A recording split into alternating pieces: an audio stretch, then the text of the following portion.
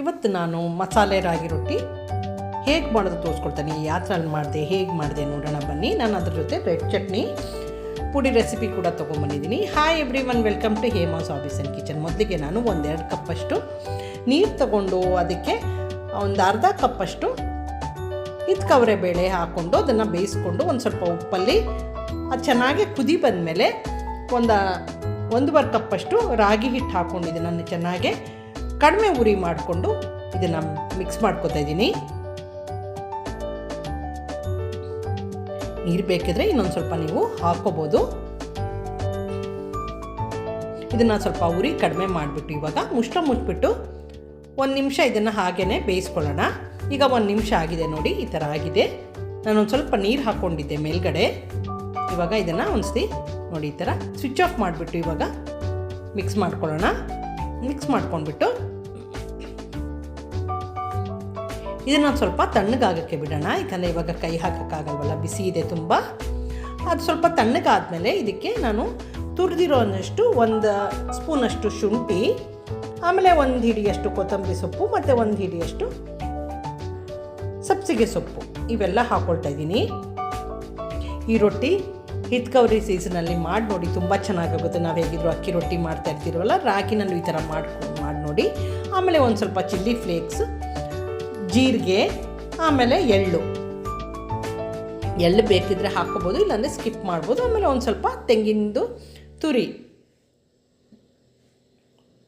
1-2-3 ಸ್ಪೂನಷ್ಟು ತೆಂಗಿನ ತುರಿ ಹಾಕ್ಕೊಂಡು ಇದೊಂದು ಸ್ವಲ್ಪ ತಣ್ಣಗಾಗಿದೆ. ಇವಾಗ ಇದನ್ನು ಮಿಕ್ಸ್ ಮಾಡ್ಕೊತಾ ಇದ್ದೀನಿ. ಸ್ವಲ್ಪ ನನಗೆ ಗಟ್ಟಿ ಅನ್ನಿಸ್ತಾ ಇದೆ, ಅದರಿಂದ ನಾನು ಒಂದು ಸ್ವಲ್ಪ ನೀರನ್ನು ಚಿಮುಕ್ಸ್ಕೊಂಡು ಇದಕ್ಕೆ ಹಾಕ್ಕೋತಾ ಇದ್ದೀನಿ.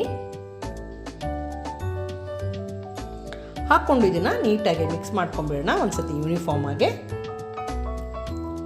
ನೋಡಿ ಮಿಕ್ಸ್ ಮಾಡಿಕೊಂಡು ಈಗ ನಾನು ಒಂದು ಸ್ವಲ್ಪ ಇದನ್ನು ಒಂದು ಕಡೆ ಚೆನ್ನಾಗಿ ನಾದ್ಕೊಳ್ಳಿ.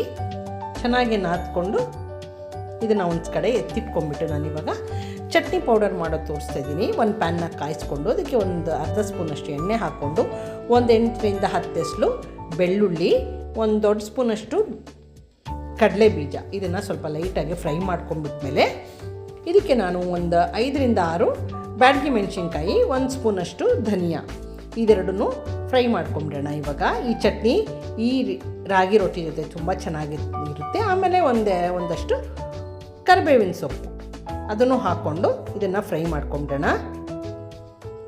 ತುಂಬ ಚೆನ್ನಾಗಿರುತ್ತೆ ಈ ಚಟ್ನಿ, ನೀವು ಮಾಡಿ ನೋಡಿ. ಆಮೇಲೆ 1 ಸ್ಪೂನಷ್ಟು ಎಳ್ಳು ಮತ್ತು ಒಂದು ಸ್ವಲ್ಪ ಒಣ ಕೊಬ್ಬರಿ ಇದನ್ನು ಹಾಕ್ಕೊಂಡು, ನಿಮ್ಮ ಹತ್ರ ಪುಡಿ ಇದ್ದರೆ ಪುಡಿ ಹಾಕ್ಕೊಬೋದು. ನನ್ನ ಹತ್ರ ಒಣ ಕೊಬ್ಬರಿ ಈ ಥರ ಇತ್ತು, ಅದನ್ನು ಹಾಕ್ಕೊಂಡಿದ್ದೀನಿ. ಇವಾಗ ಸ್ವಿಚ್ ಆಫ್ ಮಾಡಿಬಿಟ್ಟು ಇದನ್ನು ತಣ್ಣಗೆ ಮಾಡೋಕ್ಕೆ ಬಿಡೋಣ. ಅಷ್ಟರಲ್ಲಿ ನಾನು ಇದನ್ನೆಲ್ಲ ಉಂಡೆ ಮಾಡಿ ಎತ್ತಿಟ್ಕೋತಾ ಇದ್ದೀನಿ. ಯಾಕಂದರೆ ತಣ್ಣಗಾಗೋವರೆಗೂ ನಾವು ಉಂಡೆ ರೆಡಿ ಮಾಡ್ಕೊಂಬಿಡೋಣ.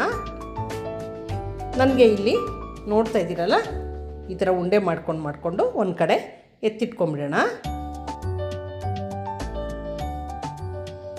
ನನಗೆ ಈಗ 6 ಉಂಡೆ ಆಗಿದೆ. ಅದನ್ನು ನಾನು ಈ ಥರ ಶೀಟ್ ಮೇಲೆ ಸ್ವಲ್ಪ ಎಣ್ಣೆ ಸವರ್ಕೊಂಡು ಇದನ್ನು ತಟ್ಕೋತಾ ಇದ್ದೀನಿ. ತುಂಬ ಸಣ್ಣ ತಟ್ಕೋಬೇಡಿ, ತುಂಬ ದಪ್ಪನೂ ಇರಬಾರ್ದು, ಮೀಡಿಯಮ್ ಆಗಿ ತಟ್ಕೊಂಡು. ಈ ಶೀಟ್ ಮೇಲೆ ತುಂಬ ಚೆನ್ನಾಗಾಗುತ್ತೆ. ಇದು ಸಿಲಿಕಾನ್ ಶೀಟು, ಒಬ್ಬಟ್ಟು ಕೂಡ ನೀವು ಇದ್ರ ಮೇಲೆ ಮಾಡ್ಕೋಬೋದು. ಇವಾಗ ಇದನ್ನು ನಾನು ರೆಡಿ ಮಾಡಿಬಿಟ್ಟು ಕಾಬ್ಲಿನ ಮೊದಲೇ ಕಾಯಿಸಕ್ಕೆ ಇಟ್ಕೊಂಡಿದ್ದನ್ನು ನಾನು ಬೇಯಿಸ್ಕೊತಾ ಇದ್ದೀನಿ. ತುಂಬ ಸಾಫ್ಟಾಗಿರುತ್ತೆ, ತುಂಬ ಚೆನ್ನಾಗಿರುತ್ತೆ ಈ ರೊಟ್ಟಿ. ಯಾರೆಲ್ಲ ನೋಡ್ತಾರೆ ಇಷ್ಟ ಆಗಿದೆ ಲೈಕ್ ಮಾಡಿ, ಕಾಮೆಂಟ್ ಮಾಡಿ, ಶೇರ್ ಮಾಡಿ. ನೀವು ಈ ರೆಸಿಪಿ ಟ್ರೈ ಮಾಡಿ ನೋಡಿ. ಆಮೇಲೆ ಇದ್ರ ಮೇಲೆ ನಾನು ಸ್ವಲ್ಪ ತುಪ್ಪ ಹಾಕ್ಕೋತಾ ಇದ್ದೀನಿ. ನೀವು ಬೇಕಾದ್ರೆ ಎಣ್ಣೆ ಕೂಡ ಹಾಕ್ಕೋಬೋದು. ಇದನ್ನು ನೀಟಾಗಿ 2 ಕಡೆನೂ ತಿರುಗಿಸ್ಕೊಂಡು ಬೇಯಿಸ್ಕೊಳ್ಳೋಣ. ಇವಾಗ ಚೆನ್ನಾಗಿ ಬೆಂದಿದೆ. ಇವಾಗ ನಾನು ಇದನ್ನು ಎತ್ಬಿಟ್ಟು ಇನ್ನೊಂದು ಎಲ್ಲದೂ ಇದೇ ಥರ ಮಾಡಿ ಇಟ್ಕೋತಾ ಇದ್ದೀನಿ.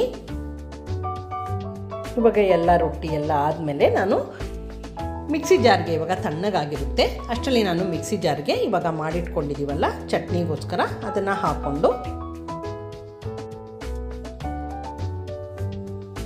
ಅದ್ರ ಜೊತೆ ಒಂದು ಸ್ವಲ್ಪ ಹುಣಸೆಹಣ್ಣು, ಒಂದು ಅರ್ಧ ಸ್ಪೂನಷ್ಟು ಹುಣಸೆಹಣ್ಣು, 1/4 ಸ್ಪೂನಷ್ಟು ಉಪ್ಪು ಹಾಕ್ಕೊಂಡಿದ್ದೀನ. ನೀರು ಹಾಕ್ದಲೇ ನೋಡಿ ಈ ಥರ ಡ್ರೈ ಆಗಿ ಚಟ್ನಿ ಪುಡಿ ಮಾಡ್ಕೊಳ್ಳಿ. ಈ ಚಟ್ನಿ ಪುಡಿ ನೀವು ಬೇರೆದಕ್ಕೂ ಕೂಡ ಯೂಸ್ ಮಾಡ್ಬೋದು. ನಾನು ಸ್ವಲ್ಪ ಜಾಸ್ತಿ ಮಾಡ್ತಾಯಿದ್ದೀನಿ. ಕಡಿಮೆ ಇದ್ದರೆ ನೀವು ಬೇಕಾದ್ರೆ ನೀರು ಹಾಕ್ಕೊಂಡು ಇದನ್ನು ಮಿಕ್ಸಿ ಮಾಡಿಕೊಂಡು ರೊಟ್ಟಿ ಜೊತೆ ಸರ್ವ್ ಮಾಡ್ಬೋದು. ಇವಾಗ ನೋಡಿ ನಾನು ರೊಟ್ಟಿ ಜೊತೆ ಇದು ಚಟ್ನಿನ ಸರ್ವ್ ಮಾಡ್ತಾಯಿದ್ದೀನಿ. Thank you for watching my video. Do try this recipe.